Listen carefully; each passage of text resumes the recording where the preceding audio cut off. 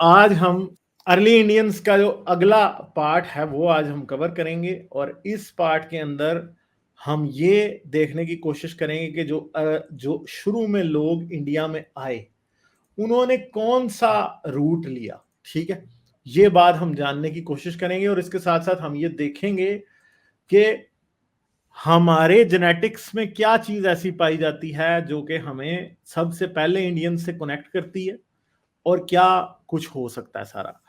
चलें, हम non conformist welcome आपको भी और सब्सटेंशियल सर आपको भी, दोनों को। हेलो तो इसको हम हेलो लोग एवरीवन। देखते हैं। ठीक है, और दोस्तों नॉन कन्फर्मिस्ट की जो कंट्रीब्यूशन है इसमें वो बहुत ज्यादा मतलब इंपॉर्टेंट है क्योंकि ये सारा बार इन्होंने ही उठाया हुआ है। ये पूरा चैप्टर्स की समरी वगैरह बना के मुझे भेज देते हैं, फिर उसके ऊपर मैं प्रेजेंटेशन तैयार कर लेता हूँ और उसके बाद फिर हम ये आपको मिलके एक्सप्लेन कर देते हैं। तो नॉन कन्फर्मिस्ट स्पेशली आपका थैंक यू कि आप इस चीज में बहुत ज्यादा सपोर्ट कर रहे हैं। Very solid.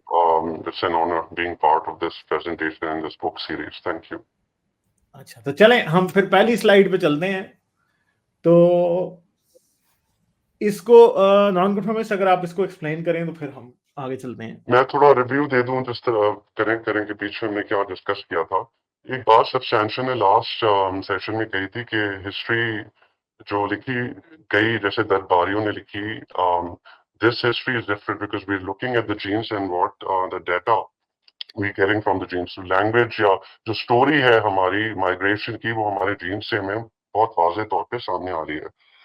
और आज जेनेटिक्स की फील्ड काफी एडवांस हो गई है और डेटाबेस जो जीनोमिक डेटाबेस है it tells us about various, it's basically so comprehensive. और दूसरा हैप्लोग्रुप्स का जो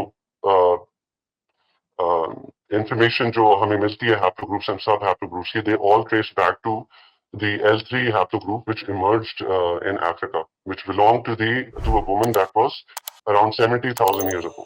सारे जो haplogroups आपको इस मैप में नजर आ रहे हैं, they're basically emerging from that one L3 haplogroup that emerged in Africa. तो उसी औरत के जो descendants थे, they were the ones who actually left Africa for better lands, better greener pastures, depending on the climate.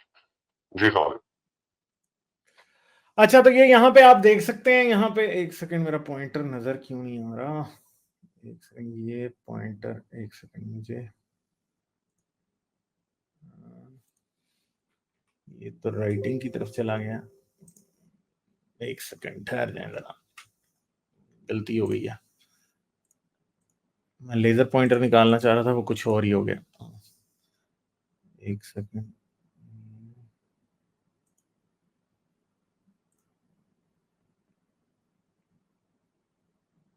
आज पता नहीं इसको क्या हुआ है, यहाँ पे लेजर पॉइंटर क्यों नहीं आ रहा। एरो ऑप्शंस, अच्छा खैर, अब माउस से काम नहीं चलना ना असल में। एक सेकंड ठहरे जरा, मैं देख लूं जरा कि हुआ क्या है।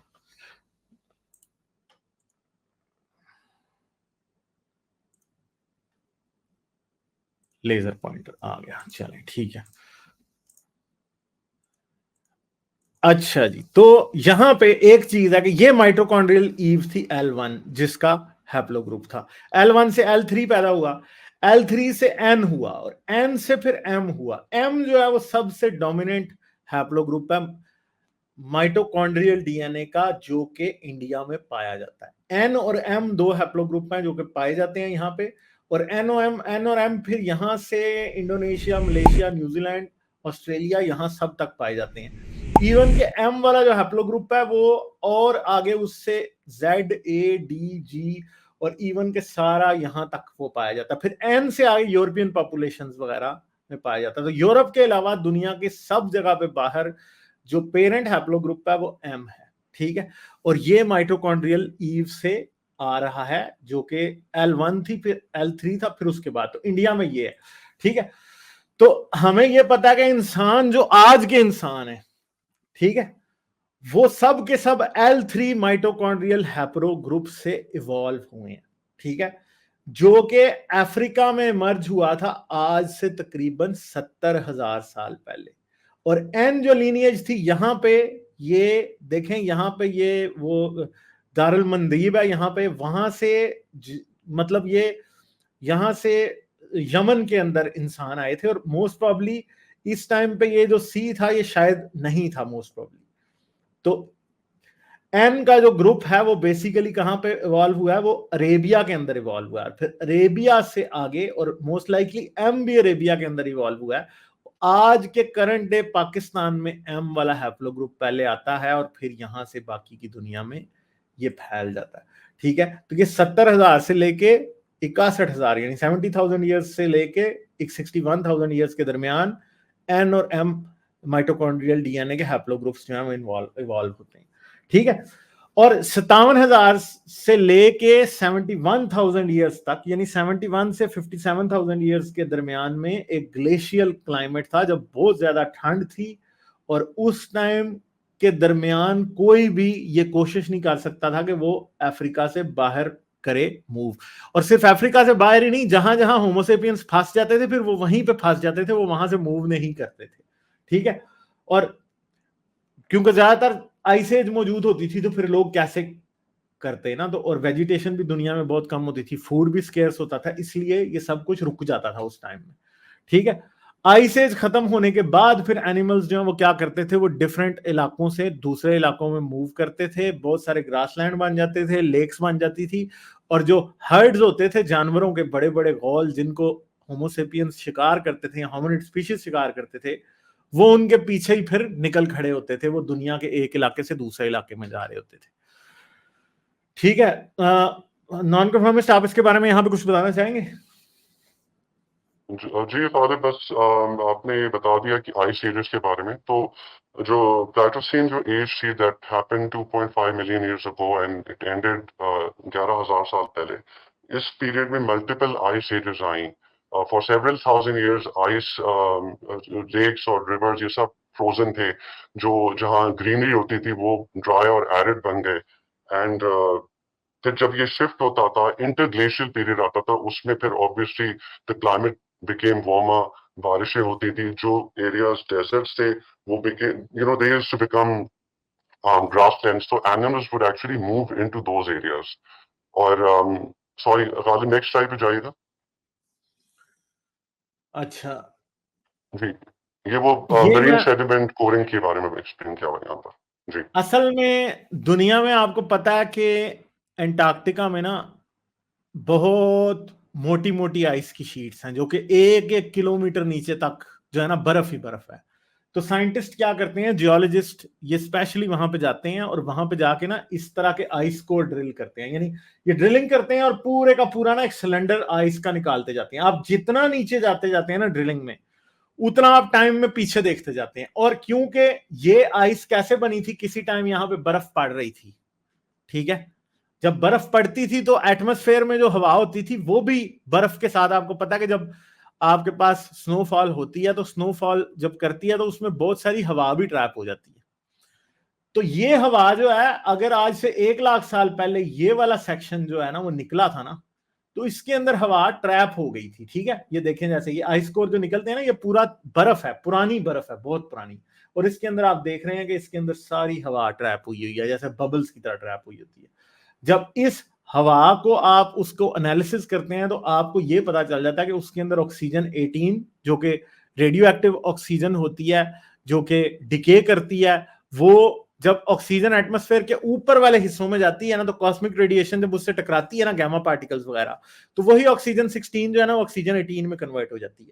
मगर इसकी एक हाफ लाइफ है, इसने फिर क्या होना होता है, डिके होना होता है। यानी इसके ऊपर आप ऑक्सीजन वाली डेटिंग अप्लाई करते हैं और आपको पता चल जाता है कि इस वक्त एनवायरनमेंट में कितनी % ऑक्सीजन थी।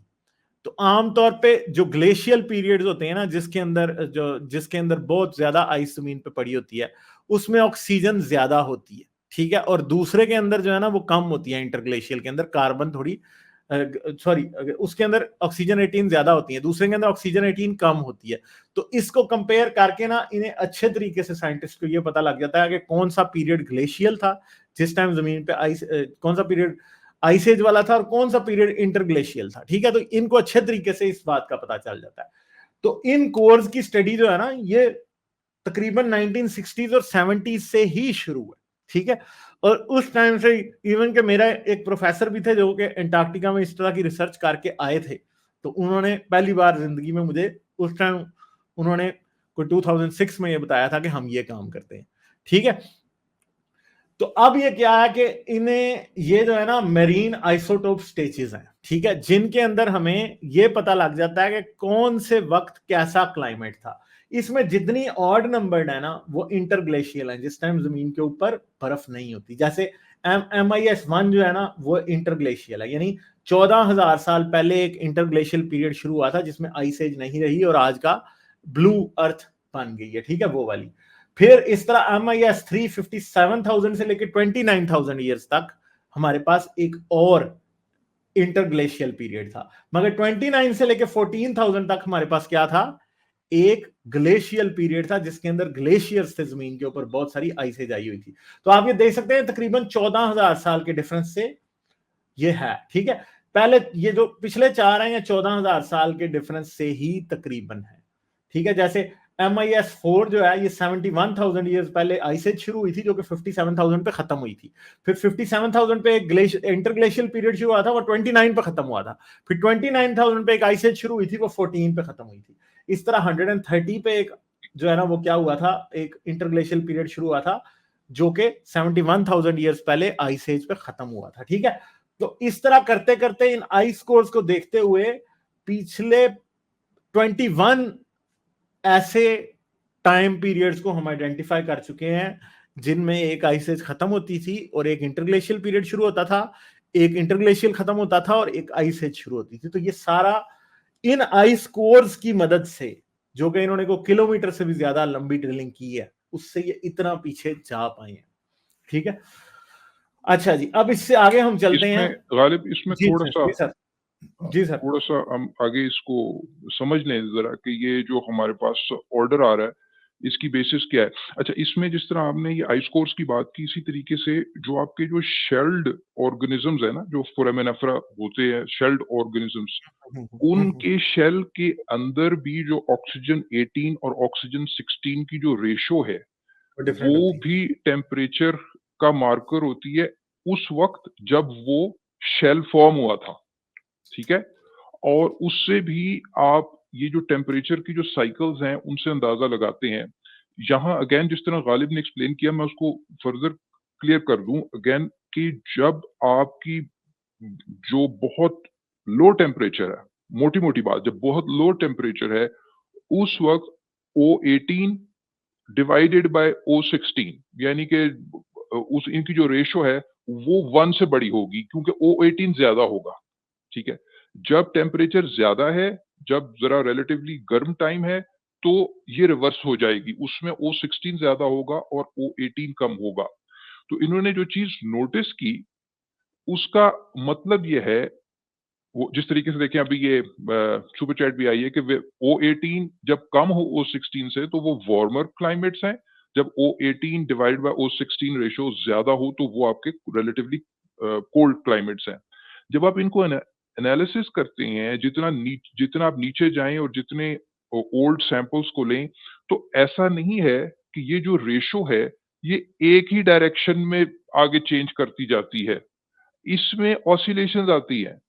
यानी जो आपकी सबसे पहली जो और उस ऑसिलेशन की बेसिस पर इसको स्टेजेस का नाम दिया जा रहा है, यानी मरीन आइसोटोप स्टेजेस, यानी जाहिर बात है कि आइसोटोप की जो रेशोज के मुताबिक जो वो स्टेजेस लेकर आ रहे हैं। तो जो मोस्ट रीसेंट है, जो करंट है, उसमें 16 जो है O16 ज्यादा है और O18 कम है। फिर जब MIS2 है उसमें O18 ज्यादा और O16 कम है, और ये ऑल्टरनेट करती है कि ये रेशो 1 से ज्यादा होनी है या 1 से कम होनी है। इसका मतलब इसी से उन्हें क्लियर कट इंफॉर्मेशन मिली कि आपके पास मल्टीपल गैलेक्टिक टाइम पीरियड्स आए हैं, वो डिफरेंट टाइम पीरियड पर स्पैन कर सकते हैं, मगर ये बात दुरुस्त है कि मल्टीपल आए हैं और ऑल्टरनेटली ये ऑल्टरनेट करते हैं। इसीलिए जिस तरह गालिब ने कहा कि इसमें जो आपको ऑड रोज नजर आ रही हैं वो गर्म टेम्परेचर है, और जो इवन रोज नजर आ रही हैं वो आपका सर्च टेम्परेचर है। तो ये आपको स्टेजेस से पता लगता है। तो आगे चले।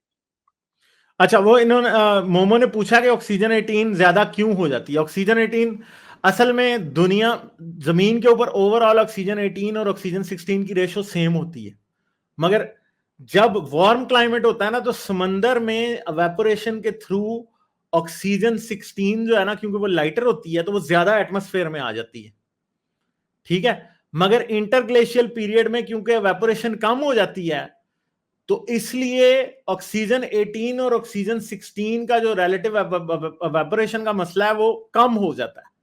इस वजह से जो ग्लेशियल पीरियड्स के अंदर आइस के कोर्स में जो ऑक्सीजन 18 है वो ज्यादा हो जाती है, वरना वो रेशो थोड़ी कम होती है।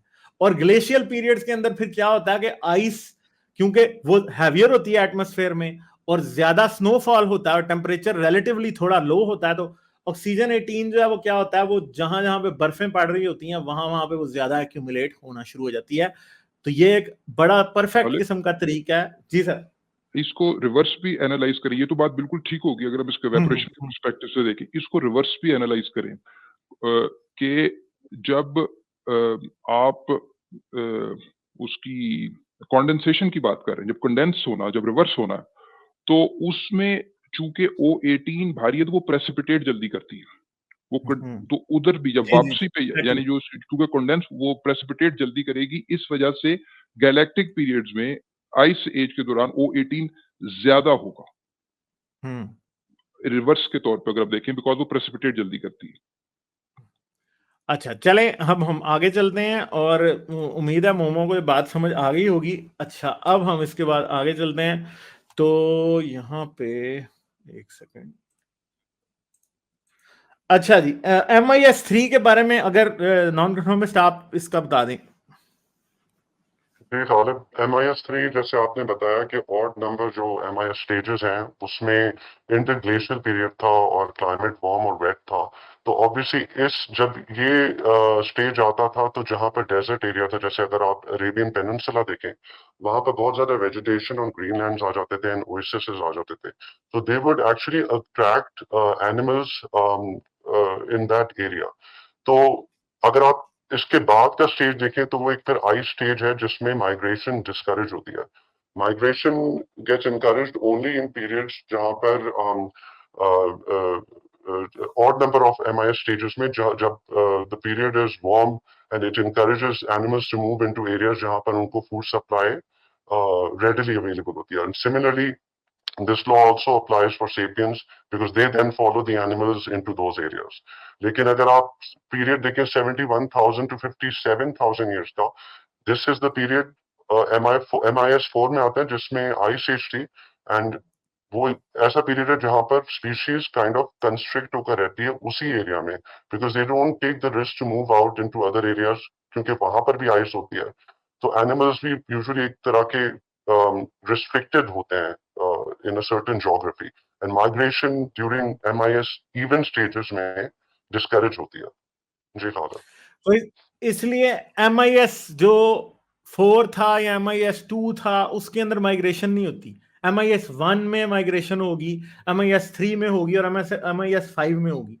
और एग्जैक्टली ऐसा ही हुआ जो कि हम आगे अभी देखेंगे, ठीक है। तो उससे पिछली माइग्रेशन जो हुई थी वो भी ये भी बता दें आप, नॉन कंफर्मिस्ट। जी गालिब, इसमें मैं एक चीज ऐड कर दूं कि थोड़ी एक्सेप्शन होती है जो इवन MIS के स्टेजेस होते हैं ना, स्पेशली व्हेन इंटरकॉन्टिनेंटल माइग्रेशंस होती है जहां पर वाटर चैनल्स है, क्योंकि उस जमाने में यही एक्सपेक्टेड है कि बोट्स तो नहीं थी। तो जब आइस एज आती थी, जो नैरो वाटर चैनल्स थे वो फ्रीज हो जाते थे, and that allowed species, animals and sapiens या earlier hominid species to migrate into newer pastures, newer lands.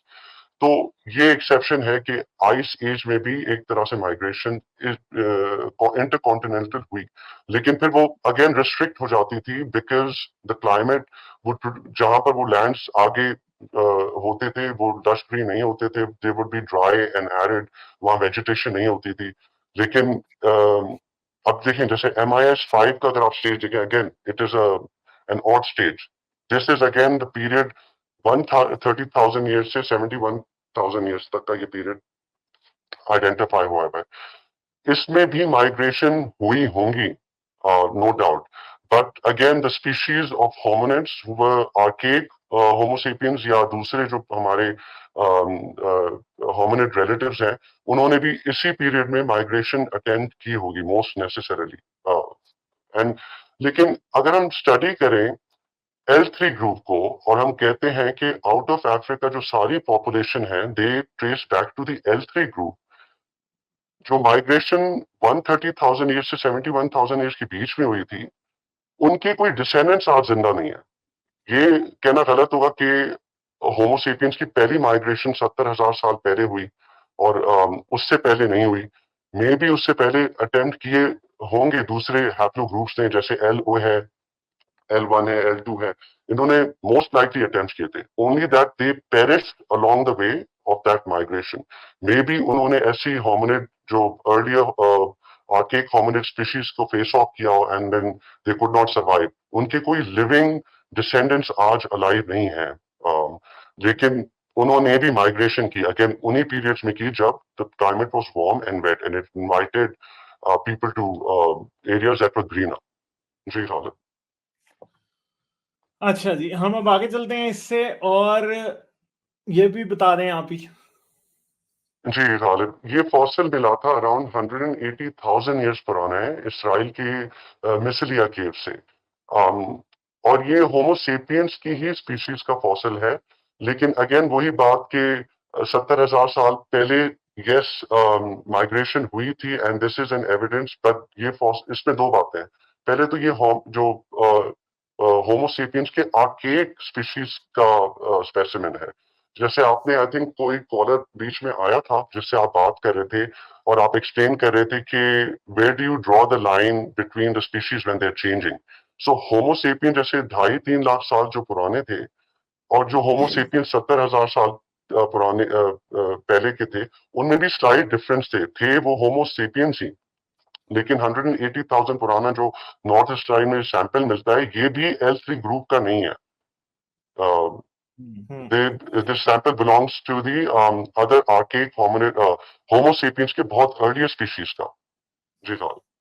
तो ये अब मसला ये है कि कई बार माइग्रेशंस आउट ऑफ अफ्रीका हुई हैं। आज हम जेनेटिक्स से सिर्फ उन माइग्रेशंस को ही कंफर्म कर सकते हैं जो कि ऐसे टाइम्स में हुई जहां तक हमें जेनेटिक्स अलाउ कर रही है, या फिर जिनके लिविंग डिसेंडेंट्स आज मौजूद हैं उनके ऊपर हम माइग्रेशन का अप्लाई कर सकते हैं। अब ऐसा भी हुआ है कि 1,80,000 साल पहले जो होमोसेपियंस थे वो निकले हुए थे अफ्रीका से और वो इसराइल में रहते थे, आज जो इसराइल है वहां पे रहते थे। मगर मसला ये है कि उनकी जो भी लाइन थी वो अगर 1,80,000 साल पहले वहां रहते थे तो 70,000 साल पहले तक मोस्ट प्रॉब्ली वो एक्सटिंक्ट हो चुके थे।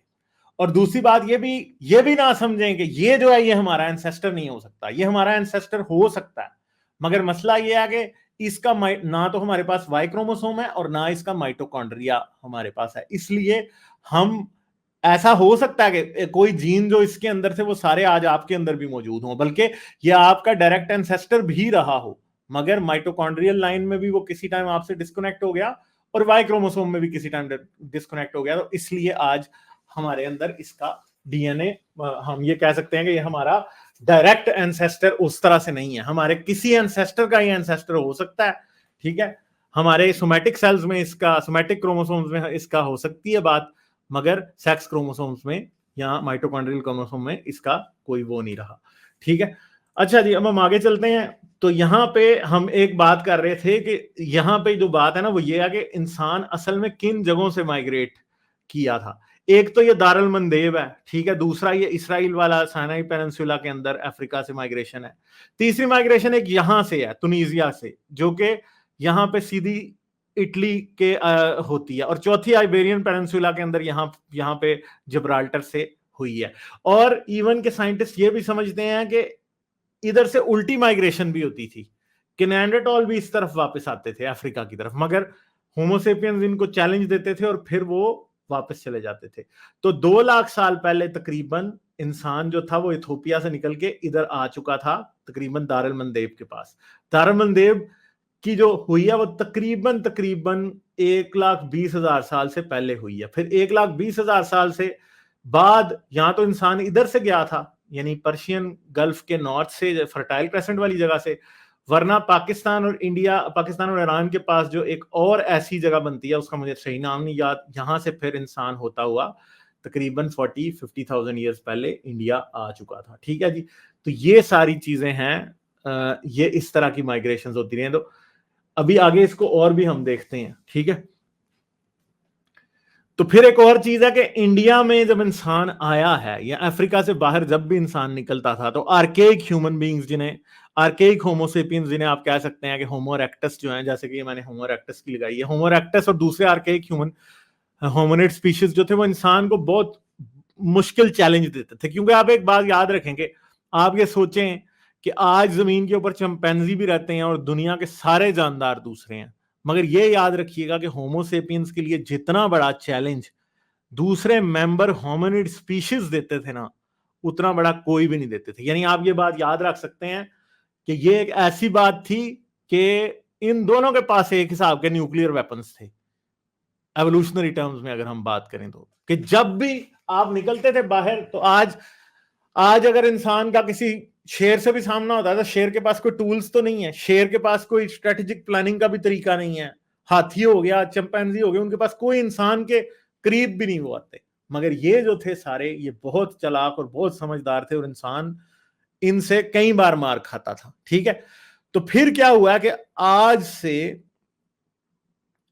हमें एक 88,000 ईयर्स पहले आउटसाइड अफ्रीका पहली जो मिलती है, वो हमें मिलती है इंसान की फिंगर बोन। ठीक है, वही जिसकी हम पीछे बात करके आए। ठीक है, मगर इंसान कई बार माइग्रेशन की बाहर कोशिश करता रहता था, माइग्रेशन नाकाम हो जाती थी।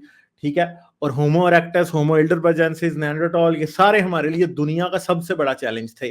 ह्यूमैनिटी के सामने जो चैलेंजेस रहे हैं पास्ट में, उनमें सबसे बड़ा चैलेंज यही था। ठीक है, अच्छा जी, आगे फिर अगर हम देखें तो अफ्रीका से यूरोप में भी होमोसेपियंस जो हैं वो कई बार गए थे, मगर वहां पे यूरेशिया के अंदर जो डोमिनेंट स्पीशीज था वो कौन था, वो नेanderthals थे। और नेanderthals को जब भी हम एनकाउंटर करते थे, कई बार हमारे जो होमोसेपियंस थे उनकी जो अटेम्प्ट्स हैं वो फेल हो जाती थी। जैसे कि हमने पहले बात किया कि 88,000 ईयर्स पहले जो मिला है हमें फॉसिल, वो आज की किसी भी लाइन तक नहीं आता। इसका मतलब है कि वो यहाँ तो वहां पे आर्केइक ह्यूमन बींग्स के साथ कंपटीशन में एक्सटिंक्ट हो गया, यहाँ कोई और भी मसले हो सकते हैं, यहाँ तो कंपटीशन की वजह से एक्सटिंक्ट हुआ, वरना किसी बीमारी या किसी और मसले की वजह से भी एक्सटिंक्ट हुआ हो सकता है। ठीक है, मगर हमें ये पता कि इवेंचुअली तो होमोसेपियंस जो है वो नेanderthals के ऊपर काबू पा गए थे, बल्कि उनसे ताकतवर हो गए थे। मगर हम ये भी जानते हैं कि पहले इनकाउंटर जो थे वो सक्सेसफुल नहीं थे। ठीक है, अब माइग्रेशन रूट्स, हाँ, यहाँ पे माइग्रेशन रूट्स की ज्यादा हमें जो है ना बात समझ आती है। एक माइग्रेशन रूट ये जिब्राल्टर वाला है, जहां से यहाँ से होमोसेपियंस जो अफ्रीका से निकले तो यहाँ से यूरोप गए, यहाँ पे इन्हें नेanderthals फेस हुए। फिर दूसरा ये तुनीजिया वाला है, यहाँ से जो इटली के अंदर गए, और यहाँ पर भी जो है वो क्या है, वो भी मुश्किलात पेश आई। और तीसरा रूट जो है वो ये सनाई पेनिनसुला वाला, यहाँ पे गए। और चौथा ये दारुल मंदेब वाला है, यहाँ से इंसान ने माइग्रेशन की। ठीक है, मगर हमारे पास स्ट्रॉन्ग एविडेंस है कि क्लाइमेट चेंजेस की वजह से ही ये पॉसिबल होता था। क्लाइमेट जब चेंज होता था, इंटरग्लेशियल पीरियड आते थे, कुछ ऐसा सिस्टम होता था कि ये रूट्स एक्सेसिबल होते थे, तो इंसान फिर माइग्रेट कर जाता था। और ये याद रखिएगा कि इस टाइम सऊदी अरेबिया जो है वो लश ग्रीन था, ये फॉरेस्ट और मोस्ट प्रोबेबली ग्रासलैंड्स होते थे यहाँ पे, तो इसलिए कोई प्रॉब्लम यहाँ पे नहीं होता था। ठीक है, नॉन कन्फर्मिस्ट सब्सटेंशिया सर कुछ कहना चाहेंगे इस बारे में आप लोग? जी हेलो। जी फिर गालिब आरब ये सॉरी आप बोले नहीं सबसे नहीं करें, आप करें बात। बस मुझे यही ऐड करनी थी कि जिबूटी अगर आप देखें, जो फोर्थ रूट ऑफ माइग्रेशन जो है, that African Eritrea and Djibouti का जो एरिया है, ये जो यमन के एरिया से जो वाटर चैनल है, it's only 30 kilometres, which is a very small distance. तो इसमें अगर आइस शीट भी थी ग्लेशियल टाइम में अराउंड 70,000 साल पहले, तो they were easily able to go through this route. ये रूट थोड़ा फेवरेबल भी लगता है, बिकॉज यहाँ से गुजर कर जाने में जो अर्ली जो archaic humans. Homo sapiens, archaic humans थे, जो अर्लियर होमोसेपियंस थे, when they left Africa, they tried avoiding the route, और लेवांट में निएंडरथल्स की ज्यादा पॉपुलेशन थी, तो कहा जाता है either third or the fourth routes were the ones that were used to get out of Africa. जी substantial. जी, नॉन कन्फॉर्मिस्ट आप ही के पॉइंट को आपने अभी मेरे ख्याल से मेंशन भी किया था भी जहां ये बात दुरुस्त है कि ज्यादा माइग्रेशंस जो हैं वो इंटरग्लेशियल टाइम्स में होती हैं क्योंकि क्लाइमेट ज्यादा फेवरेबल होता है, कंड्यूसिव होता है। मगर आप ही ने ये पॉइंट रखा था कि भाई ये भी बात याद रहे कि जो आपकी जिस तरह आप ये कह रहे हैं कि ये दरमियान में जो वाटर चैनल है, जब वो फॉलोइंग एन आइस एज अभी बिल्कुल फ्रोजन होगा तो बेसिकली वो एक रास्ता भी प्रोवाइड कर रहा है। तो वो एग्जैक्टली तो वो जो आइस एज इन अ वे जो ग्लेशियल पीरियड आया इन अ वे वो माइग्रेशन को इनेबल भी करती है। तो ये Yeah. भी एक पॉइंट है कि जब रास्ता ही नहीं क्या कहते हैं उनके पास होगा तो वो माइग्रेट कैसे करेंगे? लेकिन फॉलोइंग एन आइस एज तो वो फिर माइग्रेशन के अंदर हो सकता है और हो सकता है कि ज्यादा बर्स्ट्स हो फॉलोइंग बिकॉज थोड़ी देर कुछ अरसे में तो फिर उस आइस ने खत्म हो जाना। जी true. हाँ जी, हाँ जी। और चलें नॉन कन्फर्मिस्ट आप इसे एक्सप्लेन कर दें इस वाली को। जी लेकिन जब वार्म क्लाइमेट होता था और जैसे इंटरग्लेशियल एज होती थी जिसमें माइग्रेशन इनकरेज होती थी तो निएंडरथल्स अगर जो यूरोपियन साइड या सेंट्रल एशिया में थे they would also kind of come towards the southern Eurasian region which obviously उसकी वजह से जो सेपियंस अगर वो रूट ले रहे थे तो उनका अगेन जैसे आपने पीछे स्लाइड में भी बताया कि फेस ऑफ होता था और ये जो सेपियंस इतने इतने नंबर्स में नहीं थे क्योंकि अगर एक पॉपुलेशन स्टेशनरी हो तो उसकी नंबर्स बढ़ते हैं लेकिन एक ग्रुप अगर माइग्रेट कर एक एरिया से निकल रहा है तो they would usually be limited in number और ये अगर ये एरिया निएंडरथल से पॉपुलेटेड है then obviously the first encounter जो हुआ सेपियंस जो अर्ली सेपियंस जो अफ्रीका से निकले और निएंडरथल्स के सामने आए तो again it was not really in their favour they did not have the tools even they were not very much evolved they were smaller in number तो Neanderthals had an upper hand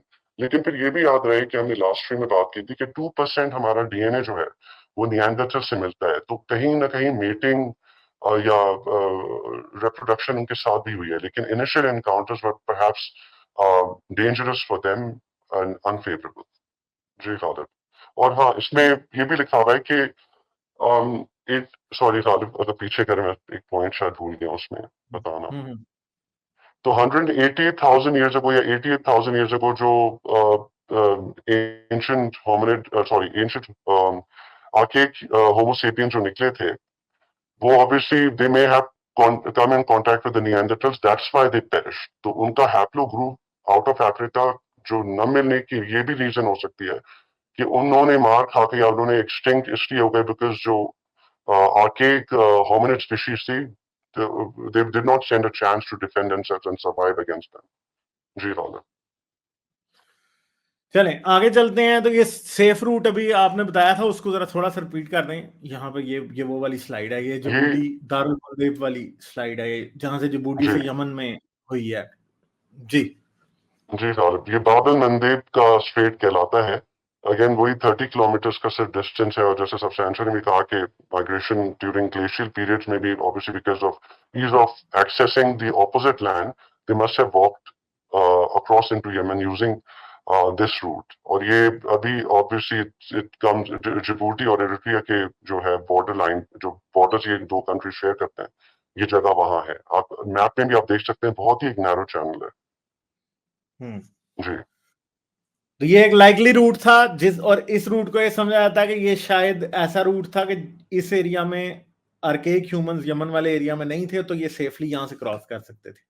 ठीक है अच्छा और ये वाली Australian archaeologist ने cave paintings ऐसी discover की हैं जिनके अंदर 65,000 ईयर्स पहले जो है होमोसेपियंस ने यहाँ पे कुछ केव पेंटिंग्स छोड़ी हैं जो कि 70,000 से लेके 80,000 साल पुरानी हैं। ये आउट ऑफ अफ्रीका जो माइग्रेंट्स हैं होमोसेपियंस उन्होंने बनाई हुई हैं। ठीक है जी तो ये भी एक ये टाइमलाइन वैसे गालिब उसी से मिलती है प्रीटी मच जब हम लोग कहते हैं कि फर्स्ट होमो सेपियन जो L3 ग्रुप है they left Africa around 70,000 years ago तो obviously अगर ये पेंटिंग 65,000 years पुरानी है, then they must have taken at least 5,000 years to reach Australia.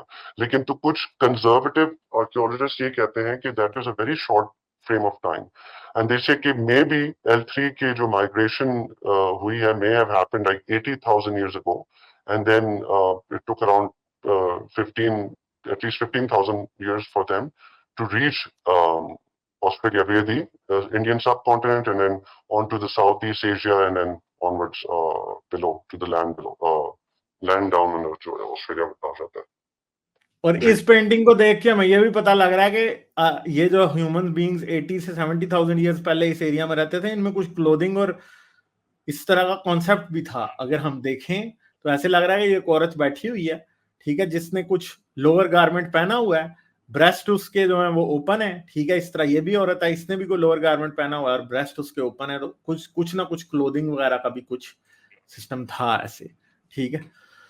अच्छा जी, तो फिर अगर हम हैप्लो ग्रुप्स को देखें तो इंडिया में जो हैप्लो ग्रुप्स हैं उनमें जो मेन हैप्लो ग्रुप है वो हैप्लो ग्रुप एम है, माइटोकॉन्ड्रियल डीएनए का। यानी इंडिया की जितनी ज्यादा पॉपुलेशन है उसके अंदर जितना भी हम सब का माइटोकॉन्ड्रियल डीएनए है ना, वो हैप्लो ग्रुप एम का है, जो कि तकरीबन 60,000 साल पहले इंडिया में आ चुका था। बल्कि यही हैप्लो ग्रुप ऑस्ट्रेलिया तक पहुंचा हुआ है और फिर ये चाइना में भी गया, चाइना से फिर ये आगे और तरफ गया और सारे का सारा ये हैप्लो ग्रुप। तो जो इंडिया के बारे में जो हम आगे भी बात करेंगे इंडिया और पाकिस्तान के बारे में, वो ये समझ आएगी कि जो हमारा माइटोकॉन्ड्रियल डीएनए है ना सबका, वो जो है ना वो इंडिजिनस ही है, मगर वाई क्रोमोसोम की जो स्टोरी है ना वो थोड़ी सी डिफरेंट है, ठीक है।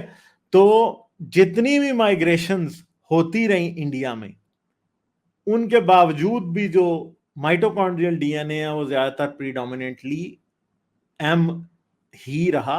और वो ही, यानी एक चीज है कि हमें ये बात समझ आती है कि बाहर के जो माइग्रेंट्स आते थे वो आके यहाँ, तो वो ज्यादातर मेल होती थी उनकी पॉपुलेशन जो बाहर से माइग्रेंट्स आते रहे बाद में। यहाँ फिर दूसरी बात ये हो सकती है कि जो फीमेल्स उनकी आती थी वो आके इवेंचुअली इतनी फर्टाइल नहीं रहती थी, जो कि हमने पहले भी सर्वाइवल ऑफ द सिकेस्ट में बात की थी कि उनके साथ वो प्रॉब्लम हो जाता था फोलिक एसिड वाला और विटामिन डी वाला, जिसकी वजह से अगर एक औरत सेंट्रल एशिया से माइग्रेट करके या किसी दुनिया के और रीजन से माइग्रेट करके इंडिया में आएगी तो उसे रिप्रोडक्टिव चैलेंजेस फेस करने पड़ेंगे।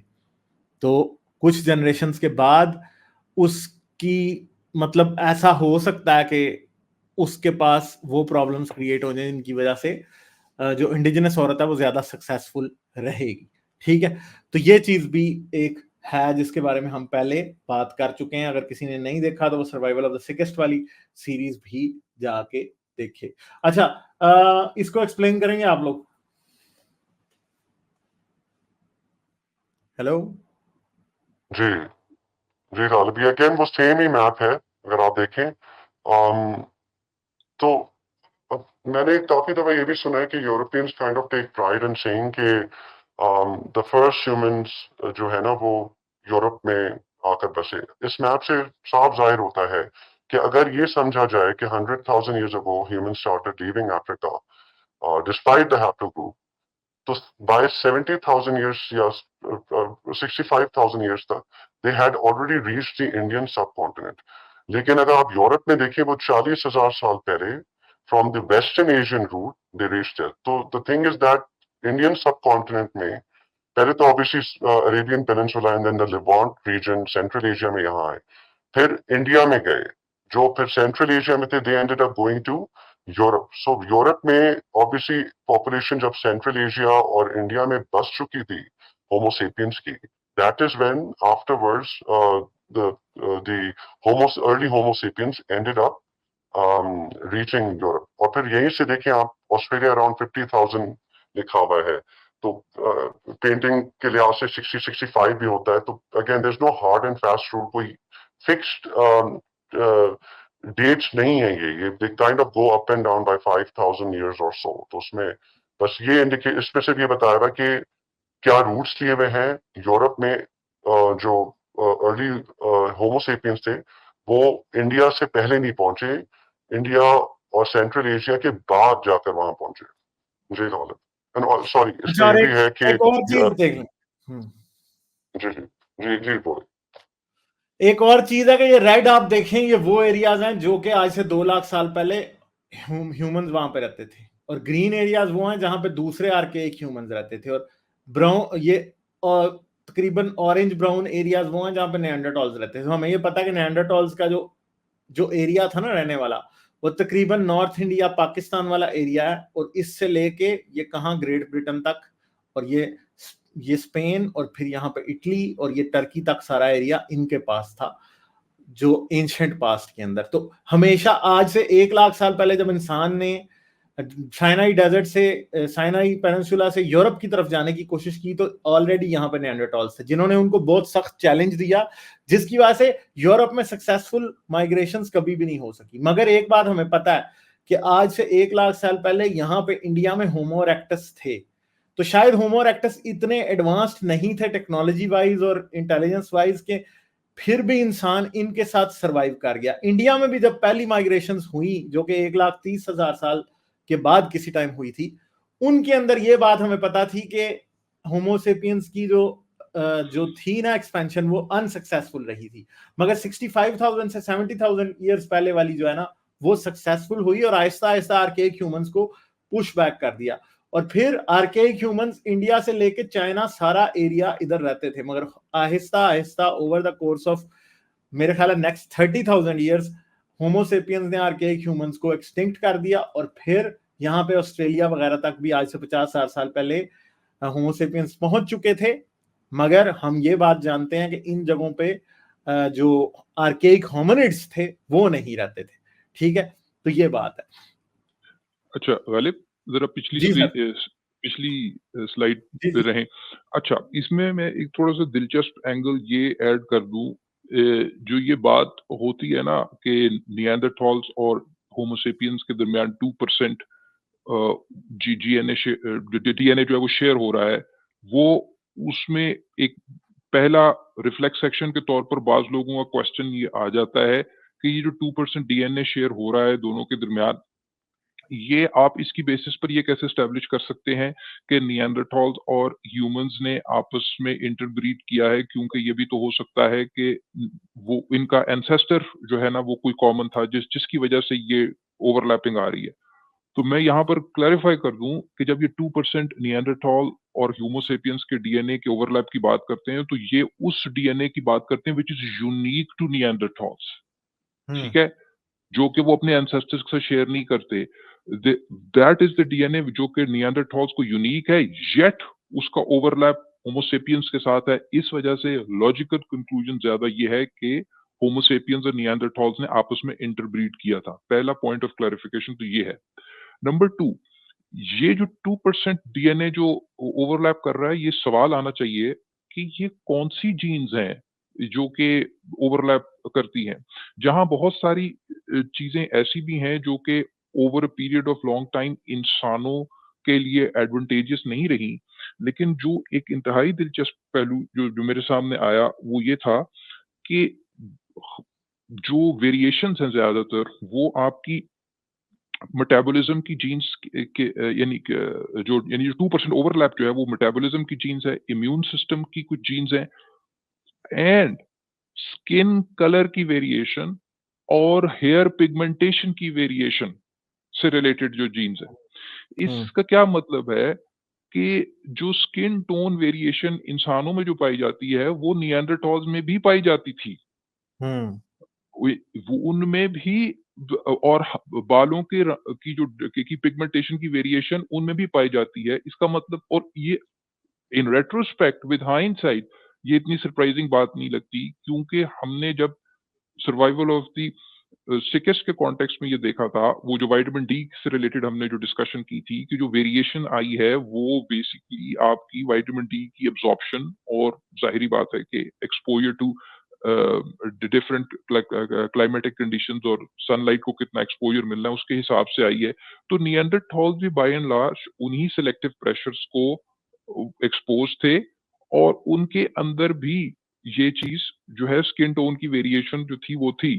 तो ये एक इंटरेस्टिंग बात है कि क्योंकि सिर्फ ऐसा नहीं है कि जी इंसानों में कोई खास क्या कहते हैं कोई नस्ल जो है ना इवॉल्व हो गई हुई है जिसको अपने स्किन टोन पर बड़ा नाज होना चाहिए। ये इस चीज को भी इस्टेब्लिश करता है कि ये स्किन टोन ऐसी कोई चीज ही नहीं है जिस पर क्या कहते हैं आप क्या कहते हैं कोई इतरा सके क्योंकि ये तो मोस्ट लाइकली निएंडरटॉल से आपने क्या कहते हैं इनहेरिट किया है क्योंकि वो भी उसी सिलेक्टिव प्रेशर को एक्सपोज थे। इस वजह से उन्होंने वो वेरिएशन इवॉल्व कर ली। इतनी सी बात है, कोई खास बात है नहीं इसमें। हम्म। अच्छा जी, तो फिर पहली माइग्रेशन जो थी वो 65,000 ईयर्स पहले हुई थी, जिसमें आर्केक ह्यूमन से सामना हुआ था। और हम ये जानते हैं कि माइग्रेशन जो है होमोसेपियंस की आउट ऑफ अफ्रीका वो स्लो प्रोसेस थी, और इनटू इंडिया भी इवन की स्लो प्रोसेस थी। ठीक है, अर्ली इंडियंस जो थे वो नई टेरिटरीज को कैप्चर कर रहे थे आहिस्ता आहिस्ता, आर्केक ह्यूमन से चैलेंज फेस करते हुए, मगर पिछली टेरिटरीज वो कैप्चर रखते थे, नई टेरिटरीज पे वो कब्जा करते जाते थे। मगर जो सिग्निफिकेंट माइग्रेशन और हुई बाद में, वो कब हुई? 35,000 साल पहले, जब होमोसेपियंस फिर दोबारा जब इधर थे मौजूद और आइस एज जब शुरू हुई, तो उस टाइम होमोसेपियंस बेटर इक्विप्ड थे, इसलिए उन्होंने कंपटीशन को डिफीट कर दिया। और आइस एज के दौरान ही होमो इरेक्टस जो कि इंडिया में पाया जाता था वो एक्सटिंक्ट हो गया, और आर्केइक ह्यूमंस जो थे वो पहले बहुत लोकलाइज हुए, लोकलाइज के बाद आहिस्ता आहिस्ता वो क्या हुए, वो एक्सटिंक्ट भी हो गए। और उनकी भी साइट्स जो हमें कहाँ मिलती हैं? जवालापुरम में आंध्र प्रदेश में, और भिम्बेतका में, दोनों जगह पे मिलते हैं। ठीक है, अच्छा। और इसके बाद ये क्वेश्चन आ गया कि अर्ली जो इंडियंस थे वो किस तरह के दिखते थे। नॉन कन्फर्मिस्ट आप बताना पसंद करेंगे इधर? जी गालिब, लोग कभी गलत अज्यूम करते हैं कि जो अफ्रीकन्स आज के वो जो अर्लीस्ट जो हमारे होमोसेपियंस 2.5-3 लाख साल पुराने थे उनसे मिलते हैं। और एक्चुअल में जो अम, आज के अफ्रीकन्स जो हैं वो एक इवॉल्व फॉर्म में हैं। हमने सर्वाइवल ऑफ द फिटेस्ट में पढ़ा था कि इकोलॉजी, एनवायरनमेंट, सनलाइट, इन सब के जो है factors they kind of affect और फिजिकल फॉर्म। तो जैसे स्लैंट अराउंड द आईज, हमारे बालों का टेक्सचर, स्किन का कलर, हमारे फीचर्स, ये सब चेंज होते हैं over thousands and thousands of years. To say that the Ask Africans they look like the first earlier Homo sapiens is basically an incorrect statement to say. जी गालिब। हाँ जी, तो ये बात है कि वो आज के अफ्रीकन जैसे नहीं लगते होंगे। स्किन कॉम्प्लेक्शन तो डेफिनेटली चेंज हुआ होगा, और बहुत सी चीजों में चेंज हो सकते हैं। जो आज के अफ्रीकन हैं वो जैसे दिखते हैं, ये भी नहीं कहा जा सकता कि आज से 100,000 ईयर्स पहले के अफ्रीकन और आज के अफ्रीकन एक जैसे ही दिखते हैं। ठीक है, ये चीज है। तो इसलिए अपीयरेंस जो है वो वक्त के साथ साथ क्लाइमेटिक चेंजेस की वजह से, डाइट में चेंजेस की वजह से 100 बातें और हो सकती हैं, जिनकी वजह से सेक्सुअल सिलेक्शन की वजह से चेंज हो सकती है। ठीक है, और यहाँ पे हम आपको एक बात जो है वो बता सकते हैं कि एम्प्टी डीएनए जो है ना इंडियंस का, वो 70 से 90% जो है ना वो फर्स्ट इंडियंस से ही आता है। यानी जो हमारी माँ की तरफ से जो हमें माइटोकॉन्ड्रियल डीएनए मिलता है वो ज्यादातर फर्स्ट इंडियंस का ही है। ठीक है, ये बात है। तो और जो वाई क्रोमोसोम डीएनए है वो डिफरेंट है।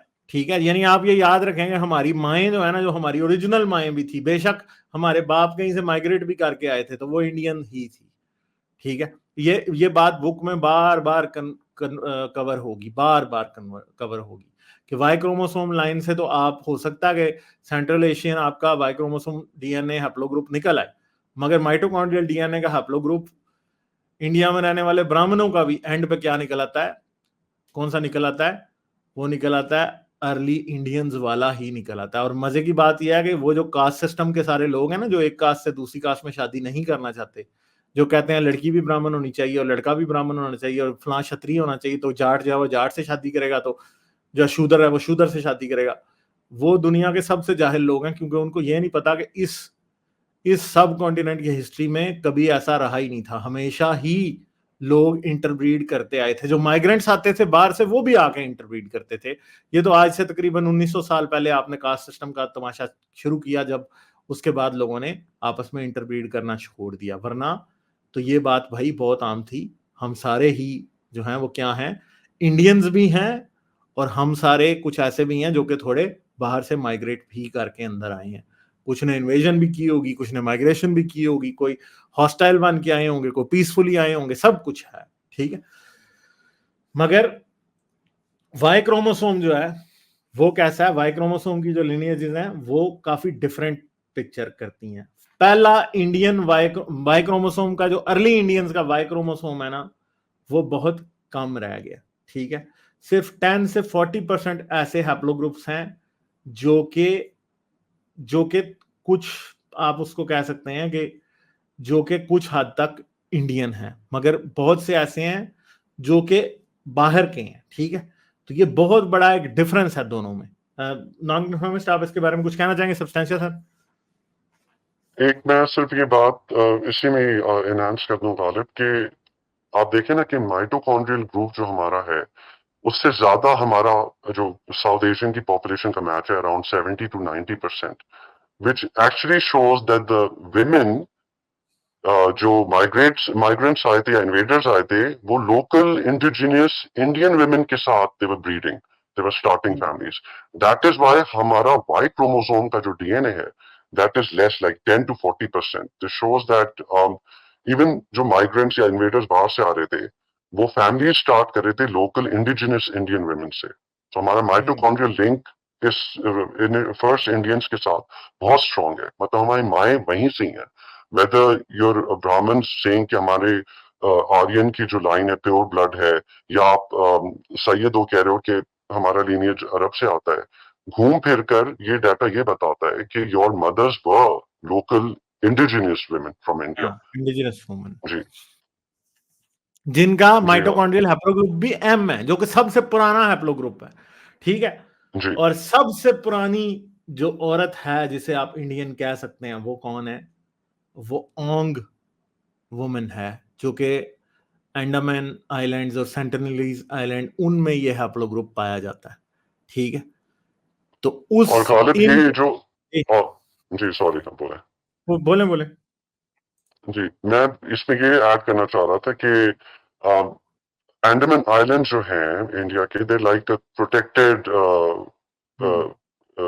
इनका इकोसिस्टम, इनके ट्राइब्स, इनका कल्चर सब प्रोटेक्टेड है, मतलब कोई जा नहीं सकता।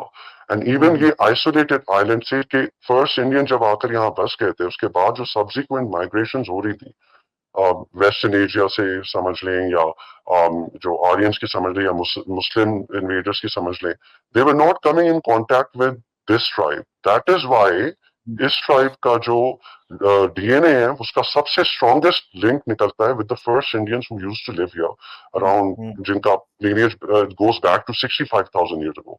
तो इनका जो डीएनए का सबसे स्ट्रॉन्ग मैच है बिकॉज इनकी पॉपुलेशन में मिक्सिंग नहीं हुई है, assimilation नहीं हुई है outside groups। Isolated population. That is why the DNA has retained and it's mostly in its original form। जी और इनके पास वाई क्रोमोसोम डीएनए भी ओरिजिनल इंडियंस का मौजूद है।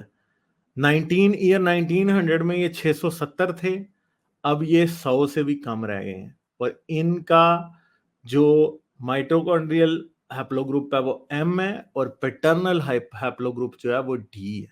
और पैटर्नल हैप्लोग्रुप जो डी है वो जी ओरिजिनल इंडियन से ही ओरिजिनल अफ्रीकन से ही निकल रहा है, ठीक है।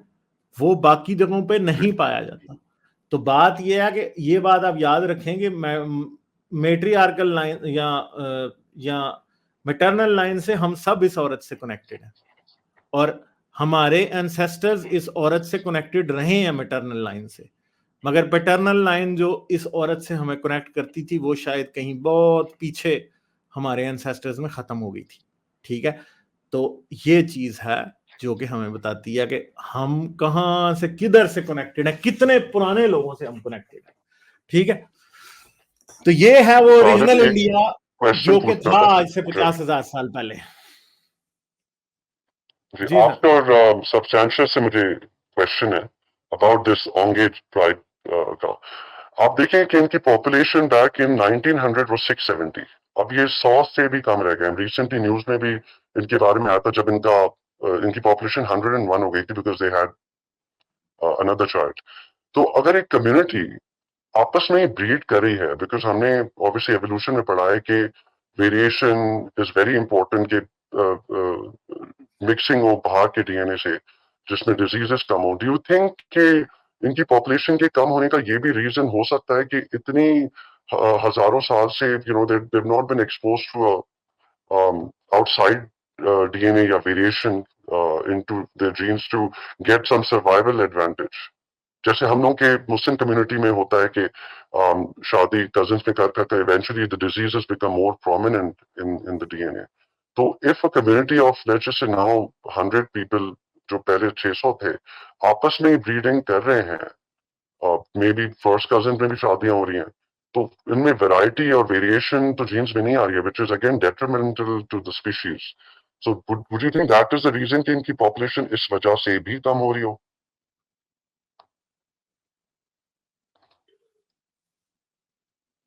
हेलो. हाँ जी, हाँ जी। देखिए देखिए की आवाज नहीं आ रही। हाँ, मैं इस पे बात ये है कि भाई ऑब्वियसली इंटरब्रीडिंग की वजह से और इनब्रीडिंग की वजह से अगर आप आपस में ही ब्रीड करते रहेंगे तो जेनेटिक डाइवर्सिटी के कम होने की वजह से आपकी फिटनेस तो कम होगी। हैविंग सेड दैट, मेरी आवाज आ रही? जी जी आ रही है। हैविंग सेड दैट, बहरहाल हमें ये जब हम कंपेयर करें बाकी ग्रुप्स के साथ, इनकी ड्विंडलिंग पॉपुलेशन और बाकी ग्रुप के साथ, हमें कोई बेसलाइन जरूर एस्टेब्लिश करनी होगी कि रीसेंट टाइम्स में जो टेक्नोलॉजिकल एडवांसमेंट्स हुई हैं जिसकी वजह से इन्फेंट मोर्टेलिटी ह्यूमंस में इन जनरल बहुत कम हुई है, क्या वो सारी कुछ यानी जो इस ग्रुप को भी मयसर थी कि नहीं थी? जब हम ये एस्टेब्लिश कर लेंगे कि जी हाँ जी, वो सारा कुछ भी उनको मयसर था और फिर भी वो dwindle कर रहे हैं, तो फिर मेरे ख्याल से फिर वो ज़्यादा लाइकली होगा। लेकिन मेरे ख्याल से ये थोड़ा ट्रिकी होगा, कॉम्प्लिकेटेड होगा टू पिन पॉइंट कि इनकी पॉपुलेशन के dwindle करने में मेन कंपोनेंट, प्राइमरी फैक्टर क्या है। बहरहाल इनब्रीडिंग हमें पता है किसी भी पॉपुलेशन के लिए वो मुज़र ही है, डेलेटेरियस मगर ही। मेरा जहां तक ख्याल है, क्योंकि अर्ली 1900s में और लेट 1890s के अंदर इनसे कांटेक्ट किया गया था, जब बहुत सी वो डिजीजेस जिनका जो हमारी पॉपुलेशंस में कोई बड़ी चीज नहीं है, वो ये दे वर एक्सपोज टू दैट।